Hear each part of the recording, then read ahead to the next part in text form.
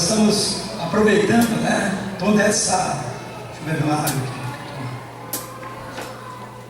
aqui. Nós estamos aproveitando toda essa comoção do mundo, né, em torno da Copa do Mundo, que tem sido chamado aí, né, pelo slogan da nossa presidenta, de Copa das Copas, para a gente conversar um pouquinho a respeito de uma Copa, na verdade, que é muito mais importante do que essa que está tendo. Como eu li no início do nosso encontro aqui, aqueles que estavam bem no começo, né, realmente no início do encontro, viram os textos, ouviram os textos, né, no Antigo Testamento, parte da Bíblia que foi escrito antes da vinda de Jesus, nos lembra e nos convoca a uma adoração, a uma aclamação, a um reconhecimento de engrandecimento da pessoa de Deus. Ele, na verdade, é esse que precisa ser aquele que todas as nações se sentem atraídas, né, por um grande espetáculo. Mas, na verdade, nós vemos que a nossa sociedade ela é movida por essa questão do entretenimento. Então, quando chegam épocas como essa da Copa do Mundo, todo mundo é mobilizado e não adianta, né, eu escrevi no informativo da gente isso, né? Não adianta a gente falar que não, a gente fica bravo e tudo mais, chega na hora H, né, todo mundo para, todo mundo quer ver, todo mundo vai ver, todo mundo, né, de uma forma ou outra vai acompanhar. E nós tivemos aí a abertura da Copa com a seleção brasileira jogando, ganhando. Eu vi aí o pessoal, né, falando mal, criticando. Eu até estava brincando, é complicado, né? Deve ser muito complicado esse negócio, porque se você perde, onde já se viu, perdeu e tudo mais, se você ganha, o pessoal ganhou porque estão roubando para eles e tudo mais, então fica difícil, né? Para você perder, não sabe o que você escolhe, você perde, você ganha, não é? E eu sei o seguinte, que no que diz respeito a essa seleção, faz tempo que eu não vejo uma seleção com jogadores que jogam com garra, né? E mesmo que não ganhe, pelo menos isso eu já acho que vale a pena, né? Ver a seleção jogando quando ela joga com garra. Eu nunca vi o Romário, por exemplo, correr atrás de uma bola que nem o Neymar corre, né? Isso alegra o coração da gente. Você fala, pô, mas você está falando da Copa, é lógico, eu sou brasileiro, mas eu não gosto de futebol, ok? Mas mesmo assim eu gosto da Copa do Mundo. Mas o que eu quero dizer para você hoje é que, embora a Copa tenha toda essa perspectiva para a gente, né, esse negócio que mexe com a gente, acho que eu vou colocar um negocinho aí para mudar.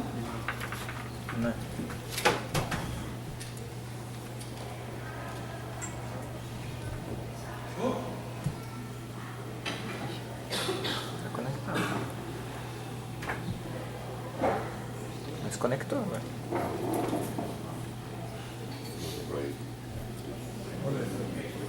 Oi? Aí, beleza. Ok. Embora essa questão da Copa, da seleção da brasileira, do futebol e tudo mais possa mexer bastante com a gente, na verdade tem algo que é muito mais importante, tem uma Copa, uma realidade acontecendo que é muito mais importante do que essa, ok? Tem uma realidade que é mais importante do que a cor dessa camisa. Não resta dúvida alguma que, por algum tempo, essa cor aí é aquela que a gente vai ficar carregando, né? No peito, né? É aquela que a gente vai ficar usando, né? Verde e amarelo.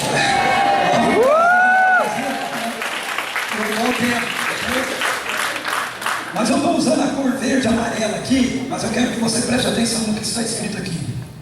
Convocados para uma missão. Convocados para uma missão. Ok?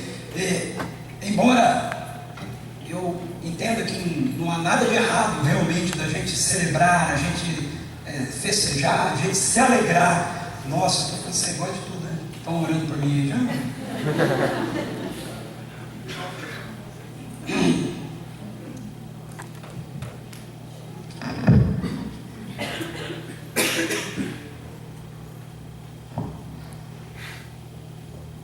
Pior que não dá nem para pedir para o Pedro pregar aqui.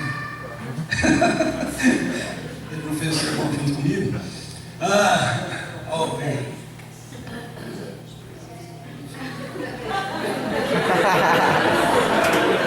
Isso que é equipe.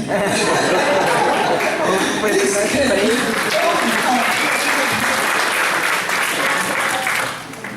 Muito bem. embora toda essa realidade, não é que melhorou mesmo? Embora toda essa realidade nos traga alegria, né, para o nosso coração, há uma outra seleção mais importante do que a seleção brasileira que eu e você precisamos integrar. Esse negócio da seleção é um negócio interessante, porque o que é uma seleção, né? O que é a Copa do Mundo? E por que a gente chama de seleção? Porque são escolhidos entre os muitos jogadores, aqueles que supostamente, pelo menos na análise de alguém, que é do técnico, da comissão técnica e tudo mais, né? E brasileiro é um problema, porque todo brasileiro quer ser técnico, né? Todo brasileiro tem um palpite, acha que a seleção não está assim, vai jogar assim, né? Melhor colocar o fulano, né? E tal. Mas alguém é selecionado para participar desse time, dessa equipe, que vai jogar a Copa do Mundo. Por isso que a gente chama de seleção. Seleção brasileira. É seleção brasileira, ou seleção, seja lá de qual for o país, porque um grupo de pessoas foram selecionadas a partir do critério de que, na avaliação de alguém, aquelas pessoas são os melhores dos melhores para ocupar aquela posição, para integrar aquela seleção. Então, essa é a maior expectativa das pessoas. Eu queria perguntar para você, se a vida fosse um jogo, se a vida fosse comparada, né, a um jogo, pelo que é que você estaria disputando? Qual seria a Copa da sua vida? Pelo que é que você estaria jogando? Atrás de que vitória você estaria correndo? A Copa da nossa vida não tem a ver com entretenimento. A Copa da nossa vida tem a ver com uma realidade. A Copa do Mundo, ela propõe para a gente entretenimento, o que é bom, não é? Na vida da gente precisa ter parte de entretenimento, não é? É bom a gente brincar, a gente se alegrar, a gente sorrir, né? A gente torcer, nada disso é errado. Mas quando a gente pensa na perspectiva da vida em si, da Copa da vida, então nós precisamos parar e precisamos entender que nós não estamos falando de entretenimento. A vida não é um entretenimento. A vida é uma realidade, e às vezes dura, uma realidade dura. Quando nós pensamos na vida, nós estamos lidando com questões que, dependendo da nossa vitória, né, ou da nossa derrota, vão trazer consequências profundas para a nossa existência. É diferente, por exemplo, de você torcer para uma Copa do Mundo, né? Independentemente se a seleção ganhar ou perder, isso não vai mudar nada na sua vida. Não é? Tudo bem, a gente tem toda a expectativa, não, né? O brasileiro sempre quer mais, né? A gente quer ser essa agora, né? E tal. Tá bom, agora, se o Brasil perder, isso não vai mudar nada na sua vida. Se ele não for hexa, isso não vai mudar nada na sua vida. E se ele ganhar, se ele for hexa, isso também não vai mudar nada na sua vida. Não vai mudar nada na minha vida. No entanto, quando a gente pensa na vida em si, no jogo da vida, as nossas vitórias, as nossas derrotas, elas mudam coisas na nossa vida. Elas mudam realidades na nossa história. Então, o que eu quero conversar com você ao longo desses próximos encontros, que vai seguir aí o período da Copa, sobre esse tema Copa da nossa vida, tem a ver com essa questão de nós entendermos qual é a realidade pela qual eu e você precisamos estar jogando. E eu quero, ao longo dessa série, ficar preso num único livro das Escrituras, ok? 1 Pedro. Nós vamos fazer um estudo da primeira epístola de Pedro. Nós vamos usar outros textos para nos dar suporte, mas o que vai ser a base da nossa exposição ao longo dessa série vai ser o livro de 1 Pedro. Então eu quero até convidar você a, de repente, colocar aí na sua agenda de leitura, né, da Bíblia, para esses próximos domingos, nessas próximas semanas, as próximas 4 semanas aí, a leitura desse texto. São 5 capítulos apenas, então se você dividir capítulo 1, capítulo 2, na semana você consegue ler o livro de 1 Pedro, tá? Lendo um capítulo por dia, e aí cada semana você faz isso, você vai se repetindo, vai repetindo, ok? Quando Pedro escreve essa carta, ele escreve para um grupo de cristãos, de discípulos de Jesus e seguidores de Jesus que viviam no contexto do Império Romano, um contexto onde o imperador da época era Nério. Nério foi um imperador maluco, louco. Ele foi tão maluco, tão louco, que a gente usa o nome dele para cachorro. Não é? Todo mundo já teve um cachorro chamado Nério. Eu já tive um cachorro chamado Nério. Não sei se todo mundo lembra do Nério, né? Nossa, um cachorro chamado Nério. Era branco, bonito, grande assim. Então todo mundo já teve um cachorro chamado Nério. Eu não conheço nenhuma pessoa chamada Nério. Você conhece alguém chamado Nério? Pessoa, gente, Nério. Eu também não conheço. Você vê como é que o cara foi doido. Ele foi tão doido que não deu nem para ficar usando o nome dele para botar no filho. Não deu. Então só dava para bicho. Tamanha era a loucura do imperador. E uma das coisas que mais divertia Nério era matar cristão.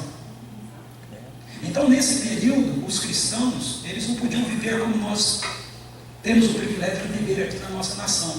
Temos uma nossa casa, um endereço fixo, né? Porque se o imperador soubesse que lá morava cristão, ele mandava a guarda lá, trazer, prender, e depois mandar para o Coliseu, crucificar, jogar para as férias, jogar para os gladiadores, né, e tudo mais, porque isso era diversão para ele.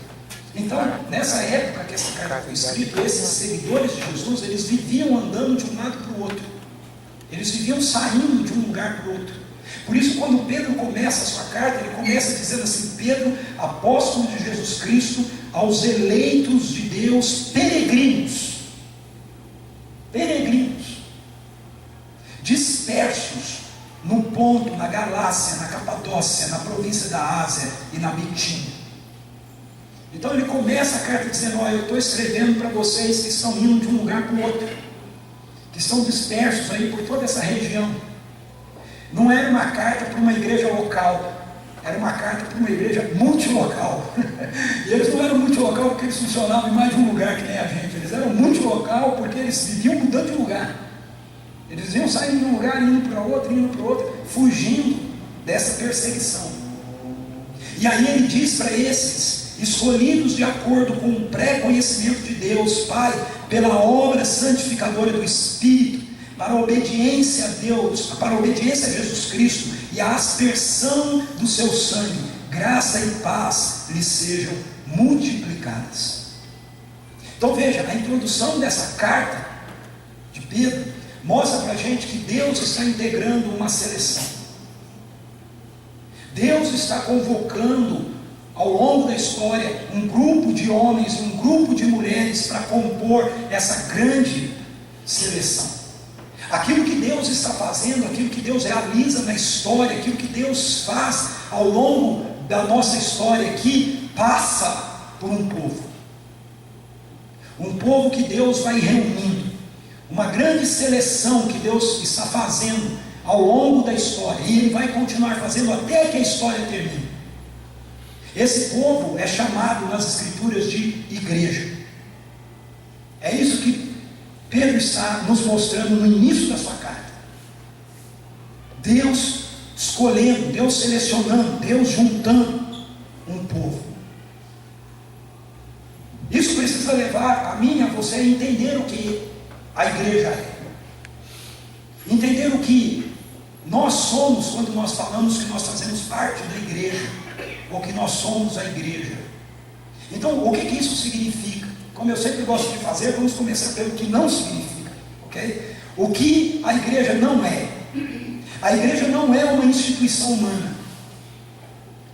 Historicamente, ela toma contornos sociais, mas ela não é uma instituição humana. Okay? O que é tomar contornos sociais? É que dentro da história, dentro das gerações, de acordo com o país onde nós nos encontramos, de acordo com a cultura a qual nós pertencemos, nós também somos um grupo social, então nós temos que tomar uma forma social que responda à realidade social que nós estamos inseridos, que nós vivemos. Então, nesse sentido, por exemplo, toda igreja no nosso país, pelo menos assim não é, por exemplo, no Oriente Médio, né, mas aqui no Ocidente, no nosso país, uma igreja ela se torna uma organização civil também. Tá? Ela se junta, ela tem um estatuto, ela tem normas, ela se submete a leis, nós pagamos impostos, né? Alguns, outros nós somos liberados por sermos igrejas, mas pagamos alguns impostos, nós temos nossas responsabilidades sociais, ok? Mas isso é assim porque, como povo de Deus, nós entendemos que nós estamos inseridos em uma cultura específica e nós precisamos representar Deus dentro dessa cultura, e parte disso passa por nós sermos responsáveis, ok? Sermos os primeiros a darmos exemplo do que significa ser bons cidadãos. Ponto. Mas a gente não pode confundir a ideia de que a igreja é uma instituição humana. Okay? A igreja é uma sociedade civil. Ela é mais do que isso. Segundo, a igreja não é um clube de privilegiados. A igreja não é um clube de privilegiados. Nada contra os clubes de privilegiados, ok? Mas a igreja não é. A igreja não é um rótulo. Se você faz parte do rótulo e tal, ok? Legal, você é um privilegiado, uma pessoa que foi convidada, faz parte da sua agenda, da sua vida, está tudo certo, ok? Mas a igreja não é isso. A igreja não é parte, não é como um rótulo. A igreja não é como uma sociedade, um grupo, um clube, onde algumas pessoas, por algumas questões especiais, sejam elas quais forem, sejam econômicas, sejam sociais, sejam intelectuais, né, seja o que for, viabilize então a participação das pessoas nesse grupo. A igreja não é isso. A igreja também não é uma sociedade beneficente. Nós fazemos ações concretas de socorro, de misericórdia, de diaconia, de amor, de serviço, mas nós não somos uma entidade filantrópica. A igreja não é uma entidade filantrópica, ok? Como por exemplo a PAI, o SAVE, que a gente tem aqui em Vinhedo, ou outras entidades assim. Embora a igreja haja com misericórdia, okay? Com socorro e tudo mais, mas ela não é meramente uma sociedade beneficente. E a igreja não é uma agência de eventos santificados. Okay? A igreja não é uma agência de eventos santificados. Às vezes eu tenho a sensação que pessoas que começam a frequentar a igreja e começam a participar algum tempo da igreja e começam a ficar, como a gente fala, velho de igreja, né? Começam a olhar para a igreja achando que a igreja existe para fazer evento para a gente, para a gente poder participar, que são eventos melhores, porque eles são santos, né? Porque eles falam de Deus, né? Então aí a gente acha que a igreja tem que ficar fazendo coisas para nós mesmos, e a igreja não é isso. Embora a gente faça várias coisas que nos beneficiem, a igreja não tem essa perspectiva, ela não existe em função daqueles que fazem parte da igreja. Aqueles que fazem parte da igreja, na verdade, são a igreja do mundo. Então, o que a igreja é? Como eu falei, nós vamos basear no texto de Pedro. Então eu vou deixar Pedro responder para a gente o que a igreja é. De acordo com esses dois primeiros versículos que nós lemos, Pedro diz para a gente que a igreja ela é pelo menos marcada por três realidades. Primeiro, ela é um povo eleito por Deus. A igreja é um povo eleito por Deus. Pedro, ele começa a sua carta dizendo assim: aos eleitos de Deus. Então, se você quiser trocar esse eleito por uma palavra mais contemporânea, né? Selecionados, okay? É a seleção de Deus. Então é um povo, homens e mulheres, jovens, adultos, idosos, crianças, que Deus tem separado, que Deus tem buscado, que Deus tem reunido. Segundo, Pedro diz que é um povo peregrino. Aos peregrinos da diáspora. Então, um povo que está caminhando. E terceiro, Pedro diz que ele é um povo obediente. Ele diz assim: a igreja é formada por essas pessoas obedientes para a obediência a Jesus Cristo. Então eu quero aprofundar um pouquinho com vocês cada uma dessas características que Pedro apresenta para a gente aqui, para nós compreendermos o que é essa seleção de Deus. Primeiro, ela é um povo eleito. No capítulo 2, verso 9 e 10, Pedro diz assim: vocês, porém, são geração eleita, sacerdócio real, nação santa, povo exclusivo de Deus. Antes, vocês nem sequer eram povo, mas agora são povo de Deus. Não haviam recebido misericórdia, mas agora receberam. Veja, Pedro, quando ele cita isso, quando ele fala isso, ele está citando um texto do Antigo Testamento. Ele está citando esse texto aqui, ó, Êxodo 19, 5 e 6. Lá no Antigo Testamento esse texto diz assim: agora é Deus que está falando com o povo de Israel. Agora, se me obedecerem fielmente e guardarem a minha aliança, vocês serão o meu tesouro pessoal dentre todas as nações. Embora toda a terra seja minha, vocês serão para mim um reino de sacerdotes e uma nação santa. Essas são as palavras que você dirá aos israelitas. Então veja o que Pedro está fazendo. Pedro está pegando um texto da palavra de Deus lá no Antigo Testamento, que historicamente foi direcionada para o povo de Israel, e ele usa esse texto agora para falar com gente de todo o povo, toda a tribo, toda a língua, toda a nação, que está sendo reunida por Deus ao longo da história, nos mais diversos lugares, para fazerem parte dessa seleção de Deus, para serem parte desse povo que Deus elegeu. Por isso que ele fala assim: vós que antes não eres. Esse antes não eres significa: olha, vocês não faziam parte da nação de Israel, mas agora vocês fazem parte dessa seleção de Deus, mesmo não sendo parte da nação de Israel. Então, a primeira coisa que eu e você precisamos compreender para entender a realidade do jogo da vida na qual eu e você estamos inseridos, é que nós somos pessoas que estamos inseridos dentro de um projeto maior de Deus para a história. Um projeto esse que não envolve meramente a minha história particular, a sua história particular, ou a realidade pontual, socioeconômica, geopolítica de alguma nação, mas envolve uma realidade maior, que Deus está fazendo acontecer ao longo de toda a história.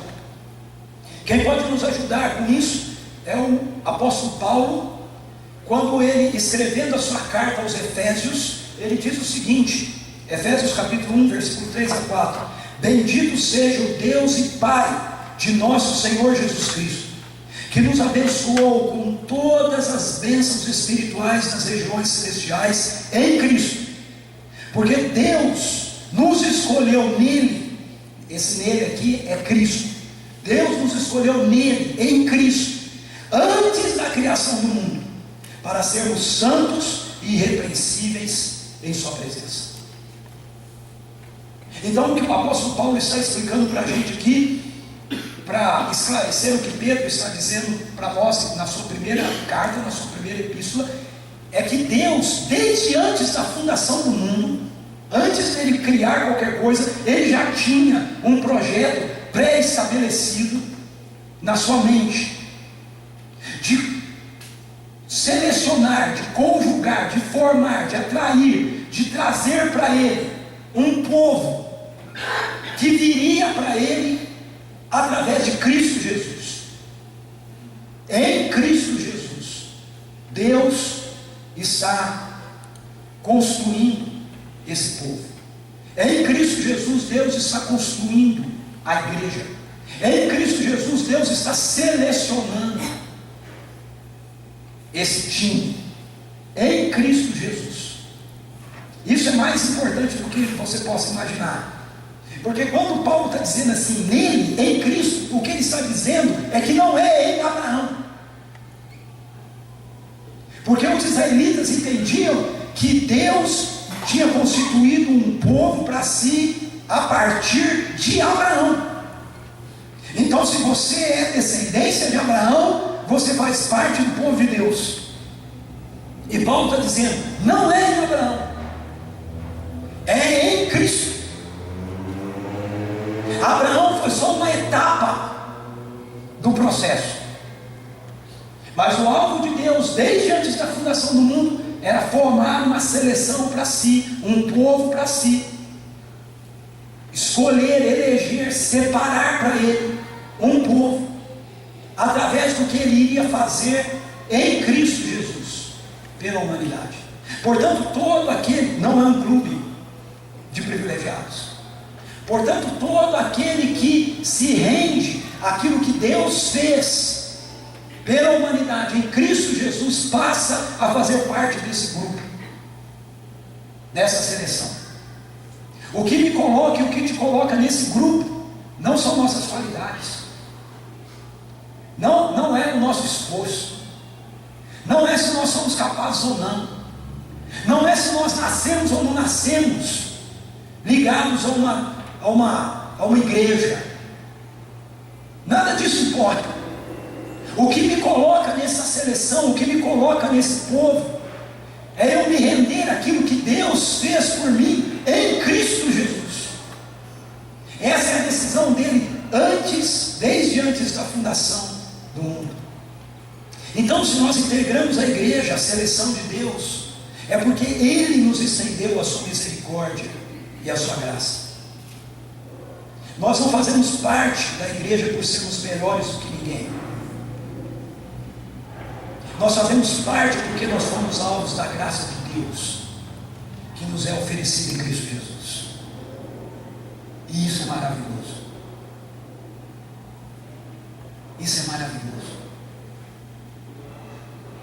Eu não posso olhar no espelho e dizer, Ricardo, você é o cara. Eu não sou melhor do que ninguém. Se eu estou aqui, eu estou por causa da graça de Deus. E se você está aqui, você está por causa da graça de Deus. Nem eu nem você somos melhores do que ninguém que esteja fora daqui. Nem eu nem você somos melhores do que ninguém que ainda não compreendeu a realidade dessa graça e ainda não se rendeu àquilo que Deus fez por ele em Cristo Jesus. Nós não somos melhores. Nós somos agraciados aos eleitos de Deus, escolhidos de acordo com o pré-conhecimento de Deus Pai. É isso que eu e você somos. E isso precisa trazer a mim e a você uma atitude então de humildade diante daqueles que ainda não foram alcançados. Não de soberba, não de arrogância.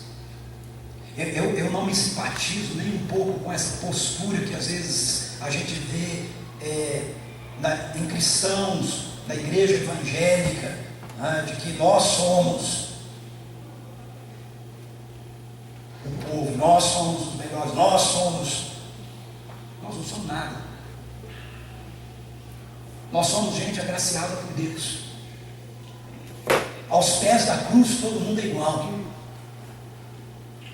Nós somos um povo que deveríamos estar cheios de gratidão por um lado e cheios de misericórdia por outro, por aqueles que ainda não chegaram. Mas eu quero continuar. E a segunda questão que Pedro coloca para a gente é que a igreja é um povo peregrino. E voltando os olhos de novo para o capítulo 2, versos 4 a 5, Pedro diz assim: à medida que se aproximam dele, a pedra viva, ele está falando de Jesus, rejeitada pelos homens, mas escolhida por Deus e preciosa para ele, vocês também estão sendo utilizados como pedras vivas na edificação de uma casa espiritual, para serem sacerdócio santo, oferecendo sacrifícios espirituais acessíveis aceitáveis, melhor dizendo, a Deus, por meio de Jesus Cristo. Veja, aqui Pedro, ele usa uma figura do Antigo Testamento. Era a figura do templo do Antigo Testamento. No Antigo Testamento, a maneira de Deus se manifestar para as pessoas e dele se relacionar com as pessoas era através de um lugar. Era o templo de Jerusalém. E na construção desse templo precisava ser colocada uma pedra de esquina, pedra angular, era aquela que ia dar o ângulo correto para a construção do templo. E aí ele faz a comparação da pessoa de Jesus como sendo essa pedra angular, essa pedra principal, essa pedra que dá o fundamento para a construção do templo. E ele olha para nós, então para a igreja, e diz assim: e se você se achega a Ele, ou seja, se você faz parte dos eleitos, se você faz parte daqueles que já responderam ao Evangelho, então você se achegou a Ele. Se você se achega a Ele, que é a pedra angular, a pedra viva, então você também é transformado numa pedra viva.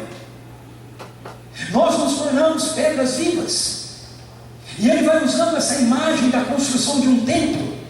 E ele diz o que Deus está fazendo conosco aqui, agora, nessa história. Qual é o projeto dele? Qual é o jogo dele com a gente? É nos tornar no seu grande santuário. Então o que Pedro está dizendo para a gente aqui nessa parte do texto é que aqueles que são alcançados pelo Evangelho e que vivem aqui e agora, eles não vivem mais inseridos na realidade de um jogo, de uma vida que tem a ver com a construção de algo voltado para si mesmo ou para realidades outras. Eles vivem agora por um único motivo, por uma única realidade: eles se tornarem o ambiente, o espaço, o templo aonde Deus vai colocar a presença dele entre nós. Algumas pessoas usam um conceito para a igreja de dupla cidadania. Dizem assim: como cristãos, se você faz parte de uma igreja, se você se torna um cristão, um seguidor de Jesus, você agora é uma pessoa com dupla cidadania. Você tem a cidadania terrena, mas você tem a cidadania agora espiritual. E eu me pergunto: será que o Novo Testamento ensina para a gente é esse negócio de dupla cidadania? Um dos textos que é usado para argumentar isso é essa frase de Jesus que diz que nós estamos no mundo, mas nós não somos do mundo. Mas veja, essa frase não favorece essa ideia de dupla cidadania, porque se nós prestarmos atenção, Jesus está falando: olha, vocês estão, mas não são. Se eu não sou, então eu não tenho nada a ver com isso. Por isso Pedro não usa aqui essa expressão dupla cidadania. Ele usa a expressão peregrinos. Nós não somos turistas neste mundo, mas nós também não somos mais cidadãos desse mundo. Então o que nós somos? De acordo com Pedro, nós somos peregrinos. Peregrinos são pessoas que se compreendem como gente que está a caminho, porque ainda não chegou onde deveria chegar. Isso é um peregrino. Você está em peregrinação, né? Você está a caminho. Então a igreja é isso, de acordo com Pedro. Quando o Evangelho nos alcança, quando nós passamos a fazer parte dessa seleção de Deus, quando nós passamos a fazer parte desse povo que Deus está construindo em Cristo Jesus, desde antes da fundação do mundo, para ser aonde Ele bote a sua presença, então nós entendemos agora que nós ainda não chegamos aonde deveríamos chegar. Nós estamos a caminho, nós estamos andando, mas nós estamos andando com a presença de Deus já entre nós, pedras vivas que estão sendo colocadas ao lado da pedra viva Jesus, para que Deus possa dar a presença dele para nós. Numa linguagem teológica, isso significa dizer que nós estamos vivendo o reino de Deus já. Mais uma vez, usando o apóstolo Paulo, Colossenses 1, 13 e 14, Paulo diz assim para a gente na palavra de Deus: pois Ele Ele, Deus, nos resgatou do domínio das trevas e nos transportou para o reino do seu Filho amado, em quem temos a redenção, a saber, o perdão dos pecados.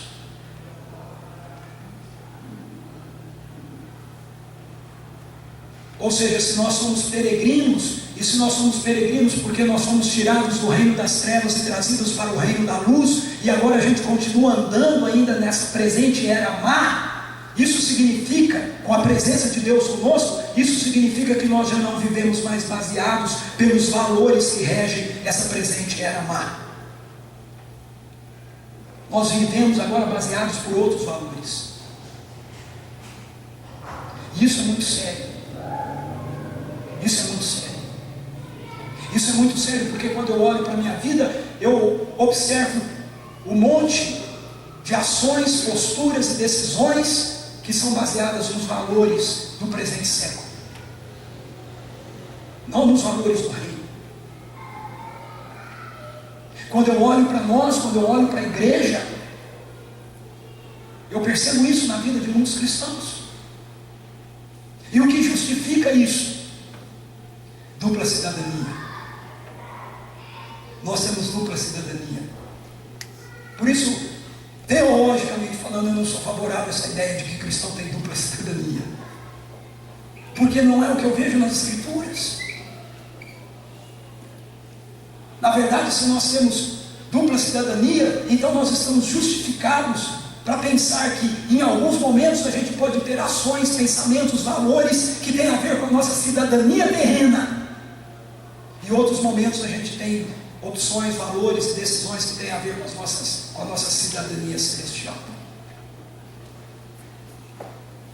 Mas veja, quanto mais eu leio as Escrituras, mais eu percebo que esse é um problema da dupla cidadania. Olha o que esse texto de 1 João 2, 15 a 16 nos diz.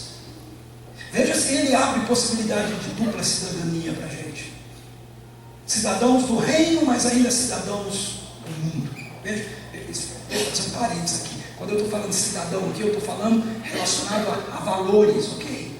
Eu não estou falando sobre as nossas responsabilidades civis dentro do nosso país, não é disso, ok? Impostos, essas coisas, é óbvio que essas coisas nós temos compromisso, e nós, como eu já falei, nós estamos dentro, inseridos historicamente, mas eu estou falando a respeito de um conjunto de valores que vão reger a nossa vida. João diz assim para a gente: não amem o mundo, nem o que nele há.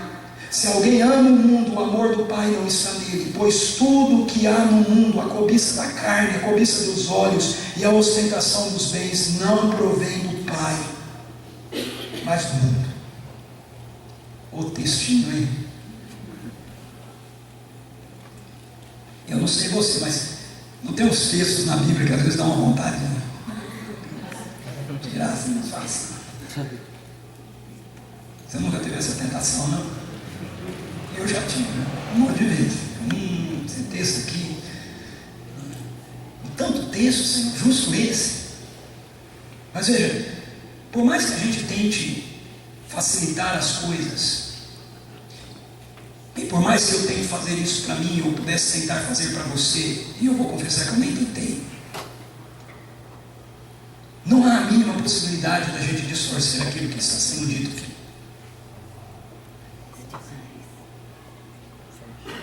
Não há como eu ser um cidadão do mundo e eu ser um cidadão do reino de Deus. Ou eu sou um cidadão do reino de Deus, ou eu sou um cidadão do mundo.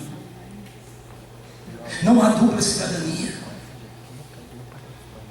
O que o Novo Testamento ensina para a gente é que o que existe é uma nova cidadania.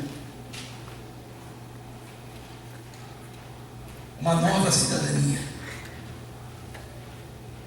Veja, Paulo escreve isso em Filipenses 3:20, a nossa cidadania, porém, está nos céus,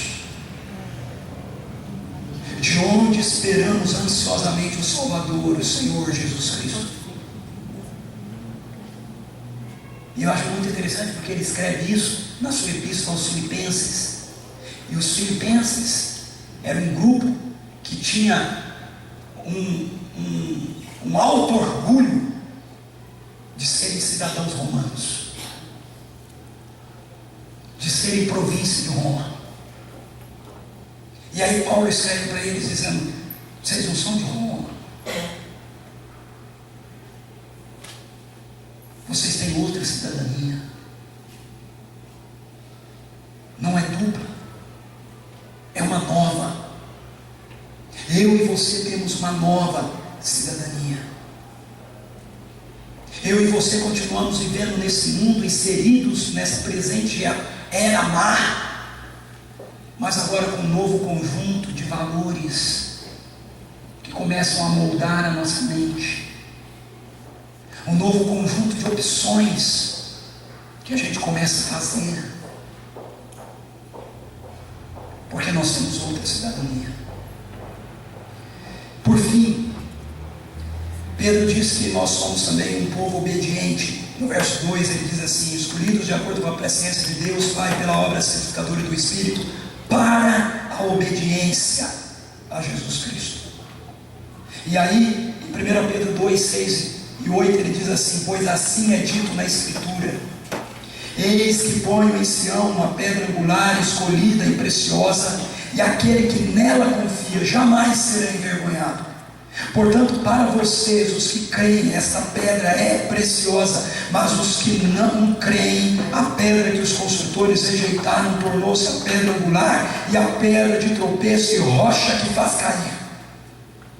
Quem são os que não creem? Ele diz assim: os que não creem tropeçam, o que diz obedecem a mensagem para o que também foram destinados. Os que não creem são, de acordo com Pedro, os que não obedecem. Então, quando ele diz que em 1 Pedro 1, que eu e você somos escolhidos de acordo com o pré-conhecimento de Deus Pai, pela obra santificadora do Espírito, para a obediência a Jesus Cristo, ele está dizendo que eu e você cremos naquilo que Deus fez por nós em Jesus. Nós obedecemos a Deus. Um povo obediente. Um povo obediente a quê? Pelo menos a duas coisas. Um povo obediente primeiro ao Evangelho. Nós entendemos e nós aceitamos aquilo que Deus fez por nós em Cristo Jesus. Se você ainda não entendeu isso, se você ainda não aceitou isso, tudo bem. Jesus te convida para ir andando com Ele, estudando. Mas eu preciso ser bem claro com você nisso aqui. Vai chegar um momento que você precisa tomar uma posição quanto a isso. Ou você acredita nisso, ou você abraça isso, ou você não acredita nisso, não abraça isso. Se você acredita e abraça, a pedra angular é pedra de salvação. Se você rejeita, as Escrituras estão nos dizendo que ela se transforma para mim, para você, para aqueles que não creem, para aqueles que a rejeitam, em pedra de tropeço, em condenação para a nossa vida. Porque embora seja muito comum hoje dentro da nossa sociedade essa ideia pluralista de que não, Deus é amor e há muitos caminhos que podem nos conduzir até Ele, aquilo que as Escrituras bíblicas dizem para a gente é que há um só caminho que pode nos conduzir a Deus como Salvador. Esse caminho é aquilo que Deus fez por nós em Cristo Jesus naquela cruz. A vida perfeita de Jesus, a sua morte no lugar da minha e da sua vida imperfeita, e a ressurreição dele para nos cobrir com a vida perfeita dele. Esse é o caminho que as Escrituras bíblicas apresentam para a gente. Ai, cara, mas eu não concordo muito com isso. Ok, vamos continuar estudando, vamos continuar andando, vamos continuar ouvindo, para que o Espírito Santo de Deus te convença dessa realidade, assim como um dia me convenceu. Mas não é obediência apenas ao Evangelho, é obediência também à missão de tornar esse Evangelho conhecido por todo mundo. Porque Pedro nos diz, em 1 Pedro 2,9: vocês porém são geração eleita, sacerdócio real, nação santa, povo exclusivo de Deus. Que privilégio, né? Mas veja, todo esse privilégio foi dado a mim e a você por causa de uma responsabilidade. Ele diz assim: para anunciar as grandezas daquele que os chamou das trevas para a sua maravilhosa luz. Algo semelhante ao que Moisés disse lá em Êxodo: se vocês me obedecerem, Deus diz, vocês serão para mim uma nação de sacerdotes, embora toda a terra seja minha. O que esses sacerdotes fazem? Eles representam Deus diante de outros. É isso que Pedro está dizendo para mim e para você aqui também. Ele está dizendo: olha, esse negócio da gente entender o Evangelho, esse negócio da gente se render ao amor de Deus, esse negócio da gente compreender a graça de Deus para com a gente, não é só uma questão de privilégio, gente. É uma questão de responsabilidade também. Porque Deus fez tudo isso por mim, por você, porque tem muitos outros que Ele quer fazer por eles também. E como é que Ele vai fazer para esses muitos outros, perto de nós, em Vinhedo, Valinhos, Louveira, Jundiaí, Campinas, onde você estiver, São Paulo, mas também em Bangladesh? Como Ele faz isso? Através daqueles que já se renderam a Ele, se tornando os seus anunciadores. Fomos abençoados para abençoar, fomos salvos para salvar, fomos curados para curar, somos agraciados para agraciar os outros, para anunciar as grandezas daquele que vos chamou das trevas para a sua maravilhosa luz. Então veja, a graça de Deus que nos redime, que nos acolhe, que nos alcança, que nos traz de volta para Ele, para uma relação de amizade, de amor com Ele, é a graça que nos sustenta para obedecer. Eu quero voltar de novo à figura da seleção, do time de futebol. Um time precisa seguir as orientações do técnico. Não é verdade? A gente vê lá o jogo e a gente vê o Filipão desesperado, né? Eu acho engraçado quando eu vejo os técnicos no campo gesticulando e falando para ir, e continuam falando, e o cara não vai, está quase desganando o sujeito, faz o que eu estou mandando, né? Mas às vezes nós jogadores fazemos exatamente isso. Às vezes o jogador está no time, está no campo, e por mais que o técnico instrua, por mais que o técnico diga para ele, faça assim, jogue assim, tabele com fulano, siga isso, ele acha que ele tem talento e ele acha que ele tem que fazer do jeito dele. E às vezes, por sorte, dá certo. E no mundo do entretenimento, quando isso acontece, a gente chama essa pessoa do quê? Craque. O sujeito é um craque. Teve uma baita sorte lá, fez as coisas tudo fora daquilo que o técnico disse, teve a sorte de fazer um gol, teve a sorte de dar certo, e a gente chama o cara de craque. O sujeito é um craque. Pois é, no jogo de futebol ele pode ser o craque, meu amigo, mas no jogo da vida, se eu e você não seguimos a instrução e a orientação do técnico,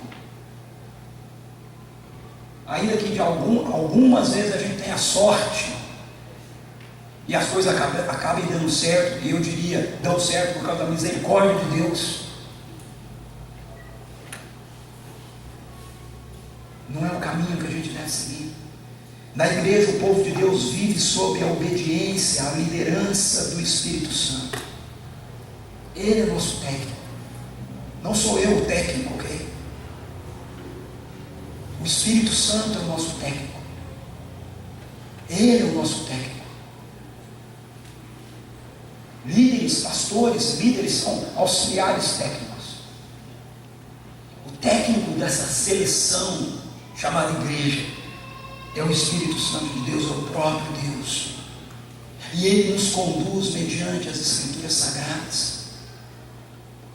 Ele nos conduz, nos orienta mediante a direção que Ele nos dá através da revelação daquilo que Ele fez, principalmente neste livro.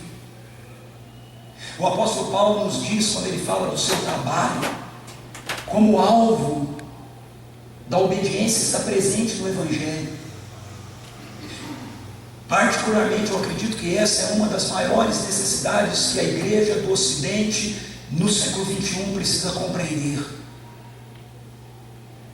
Nós não fomos apenas salvos pela graça de Deus e ponto. Nós somos salvos pela graça de Deus para obedecer, para viver um novo conjunto de valores para a nossa existência. O apóstolo Paulo põe isso aí, ele diz assim: não me atrevo a falar de nada, exceto daquilo que Cristo realizou por meu intermédio, em palavra e em ação, a fim de levar os gentios a obedecerem a Deus, pelo poder de sinais e maravilhas e por meio do poder do Espírito Santo. Obedecer. Como pastor da minha tarefa pastoral, e também, não apenas pastor aqui na CPV, mas nessa tarefa pastoral que eu tenho mais ampla, eu sempre converso com pessoas que às vezes passam por algumas situações e elas dizem assim para mim: mas Ricardo, eu creio em Deus. Mas eu vou dizer: e por que a coisa eu creio, mas por que não acontece, por que não muda? Mas eu creio. A pergunta é: sua fé lhe leva a obedecer? Porque a fé bíblica nos conduz para a obediência. Por que Abraão é chamado do pai da fé? Porque ele obedeceu a Deus e foi levar o filho dele, Isaque, para ser sacrificado. Não é porque ele dizia: não, eu creio muito em Deus. Esse negócio de crer muito em Deus, Tiago, que nós estamos estudando nos nossos pequenos grupos, diz assim: até os demônios creem. Então, tem mais juízo do que vocês. Eles creem e têm medo. E a gente consegue crer e não ter medo de Deus. Fazer decisões, escolhas, opções que não tem nada a ver com aquilo que Deus está nos orientando a fazer na sua palavra, e a gente não tem medo de fazer isso, mas os demônios têm. Então nós precisamos compreender que a graça que nos acolhe na perspectiva da nossa fé é a mesma graça que nos leva a obedecer. E eu quero falar para você que essa obediência tem que ser essa obediência aí, ó. Uma obediência de tia. Ok? Uma obediência de tia. Não é que tem que obedecer que nem só obedece a sua tia, não. Né? Porque não obedece o pai, a tia menos ainda, né? Se bem que a minha cunhada, a turma é mais ajuizada em obedecê-la do que a nós, às vezes. Porque ela é brava. O que é obediência de tia? Essa obediência é uma obediência diária. Todos os dias eu preciso acordar e eu preciso escolher a quem é que eu vou obedecer. A cultura, a pressão dos amigos, ou a Deus através daquilo que Ele me mostra na sua palavra. É uma obediência que precisa ser total, não parcial. É fácil obedecer a Deus naquilo que eu gosto de fazer. Você é melhor que eu, né? Você vai obedecer mais do que eu. É fácil obedecer a Deus no que a gente gosta, não é? Difícil obedecer naquilo que a gente não gosta. Mas as Escrituras nos dizem que essa obediência tem que ser total. Ela também precisa ser uma obediência imediata. Se a gente fica titubeando, a gente acaba não obedecendo. Vou usar novamente Abraão como exemplo. O texto de Abraão, quando ele vai levar o filho dele para ser sacrificado, diz assim que ele acordou de madrugada. Sabe por que eu acho que Abraão acordou de madrugada? Não era só porque a viagem era longa, não. Eu acho que ele acordou de madrugada porque ele falou: se eu não fizer esse negócio logo, eu acabo não fazendo. Não é assim. Pelo menos comigo é assim. Quando eu recebo uma direção de Deus nas Escrituras, quando eu leio e a palavra de Deus diz: oh, isso aqui tem que ser feito na sua vida, e eu digo: oh, isso tem que ser feito, eu faço, eu vou e faço. Quando eu começo a falar: isso aqui tem que ser feito, eu vou protelando, na maioria das vezes eu acabo não fazendo. Você precisa perdoar fulano, se acertar com ele. Na hora pega o telefone e liga: olha, cara, eu falei um negócio, eu acho que não está legal, queria te pedir perdão. Se eu leio e falo assim: realmente eu preciso fazer isso aqui, depois eu faço uma semana, 2, 3, e eu ainda não fiz. Você precisa pedir perdão para sua esposa imediatamente. Precisa pedir perdão para o seu esposo imediatamente. Precisa dizer para o seu filho: filho, eu errei, o papai gritou com você, podia ter falado a mesma coisa sem gritar, imediatamente. E agora você fala: não, agora você também apelou. Precisa ser uma obediência alegre. Alegre. Não adianta fazer tudo isso também com bico. Não adianta fazer tudo isso borrado também. Não adianta fazer tudo isso dizendo: também Deus, eu também esforçado. Não adianta. Tem que ser alegre. Não uma alegria fingida, mas uma alegria que é fruto do Espírito Santo de Deus que está em você, que está em mim. Fruto da nossa vida de oração, de busca, de amizade, de intimidade com Ele. Obediência. Pedro diz: vão e tornem conhecido quem esse Deus é. Digam para o mundo quem nosso técnico é. Digam para as pessoas que Ele as está convocando: vinde a mim todos os que estão cansados e sobrecarregados, eu os aliviarei. Ele os está convocando para fazerem parte dessa seleção, para virem integrar essa seleção. Tomem sobre vós o meu jugo. Não é alívio para você voltar e continuar vivendo a sua vida do jeito que você bem entende, do jeito que eu bem entendo. Não. É alívio para que agora a gente tenha um novo conjunto de valores que nos conduzem. Eu quero terminar essa manhã convocando você, convidando você para vir integrar essa seleção que nós chamamos de igreja. Quero convidar você para essa manhã você dizer: Senhor, eis-me aqui, envia a mim. Eu pedi para a nossa equipe de música para a gente fechar esse culto com essa canção. E eu queria convidar você para fazer essa canção a sua oração essa manhã. Quero convidar você para ficar de pé e para a gente responder essa manhã a palavra de Deus com essa música, fazendo dela a sua oração, dizendo para Deus: eis-me aqui, Senhor, envia a mim, Senhor. Eu quero fazer parte, eu quero integrar essa seleção. Eu quero ser enviado pelo Senhor.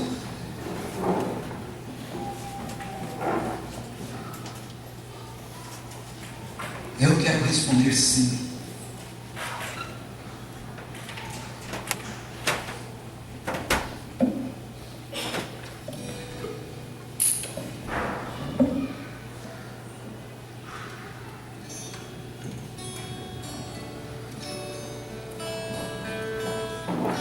Essa letra ela é baseada em Lucas 4:18,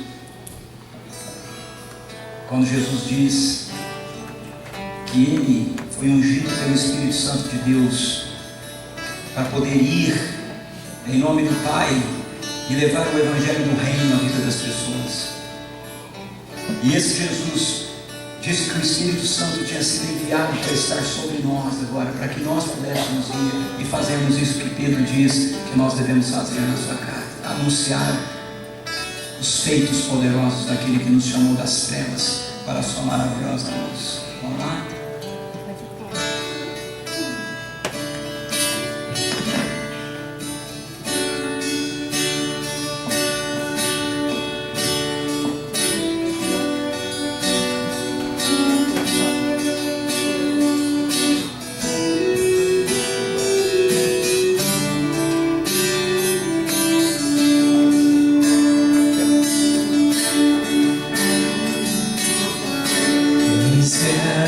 Diga isso para o Senhor.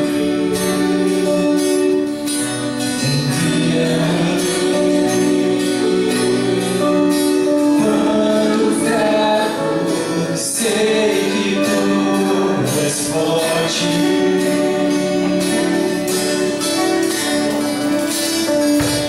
Eis-me aqui.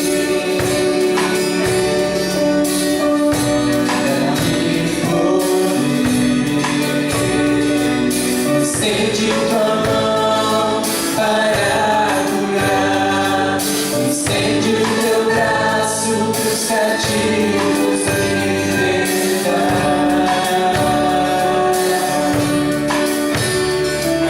Estende tua mão para curar, estende o teu braço pros cativos libertar.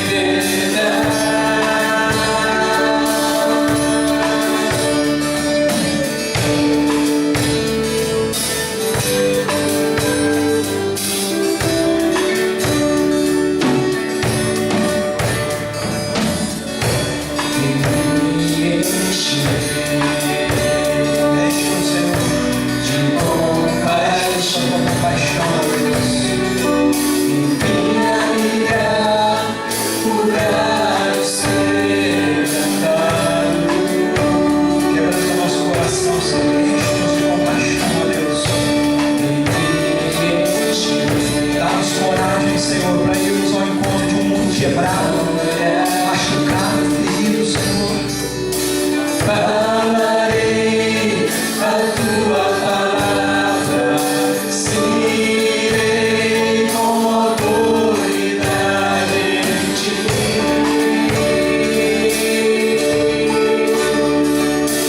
Falarei a tua palavra, seguirei.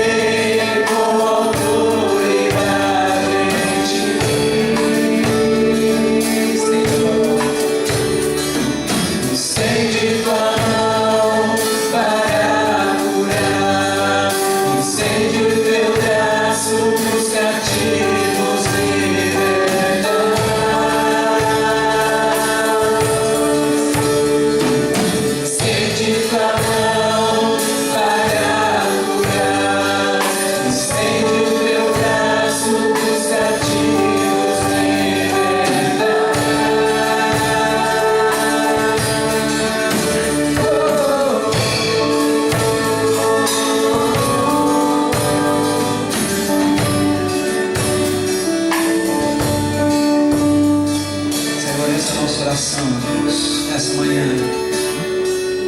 desde antes da fundação do mundo, o Senhor, em Cristo Jesus, escolheu reunir um povo, Deus, um povo formado por gente de toda tribo, língua e nação, um povo que a tua palavra chama de igreja, Senhor, um povo do qual o Senhor tem nos dado o privilégio de fazer parte. Eis-nos aqui, Senhor, ajuda-nos a entender essa visão que a tua palavra nos dá sobre o que a igreja é. Um povo eleito, um povo separado pelo Senhor para uma responsabilidade. Um povo que ainda vive nesse presente mundo, nessa presente era má, mas como peregrino, que não é mais direcionado pelos valores das trevas, mas pelos valores do reino do seu Filho amado. Um povo obediente, obediente ao Evangelho e ao que ele produz na vida da gente, obediente à missão que o Evangelho impõe sobre cada um a cada momento da nossa vida, a cada dia dessa semana, para a honra e glória do Teu nome, Senhor. E que a graça do Senhor Jesus, o amor de Deus, o nosso Pai, a comunhão, a presença consoladora do Espírito Santo de Deus acompanhe cada um de nós, esteja com a igreja de Jesus espalhada pela face da terra, Pai, com plenitude de poder sobre o mundo, até que o jogo chegue ao final e a gente possa levantar a gloriosa taça da salvação eterna que nos é dada em Cristo Jesus, o Senhor. Amém e amém.